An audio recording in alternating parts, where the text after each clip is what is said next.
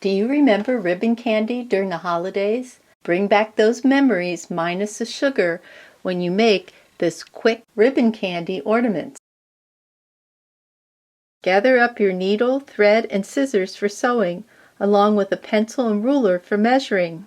You'll need 1.5-inch wide grosgrain ribbon and 13 small beads, with a hole large enough to fit a needle.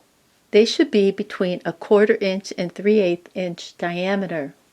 Both of these were made with 24-inch long pieces of ribbon, but a larger bead was used on this one. The larger the bead, the taller your ribbon candy will end up. Cut a strip of ribbon 24 inches long. Mark a dot 1 inch from the edge in the middle stripe. Then mark a dot every 2 inches. Don't worry about the ends, you'll trim those later. I'll be using red thread so you can see, but I usually like to use 2 strands of white thread. Knot both strands of your thread and then add a bead. Before you get to the end, go through those 2 strands in order to secure your bead. Stitch through the ribbon at the first mark. Add another bead to the back and then stitch through the next dot.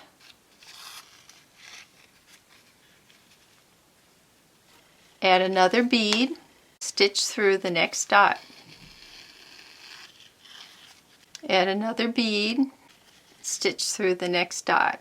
If you don't see your next dot, just turn the ribbon over and you'll see it. Don't worry if your ribbon starts coming apart. You can tighten this later when you're all finished. After all the beads have been added, you'll want to secure your thread. I loosen up the top bead a little and I come back through and then pull it down.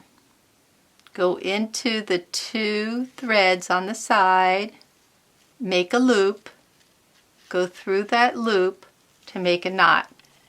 And I like to do this 2 times. In order to hang this, you'll need a little loop at the top, so I like to loop this around my finger, go in to where my knot was. I hold this on my finger like so. I come in, I make a second loop.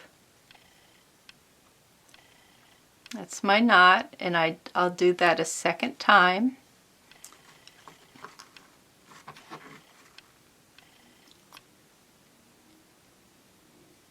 For these edges, I like to cut them at an angle.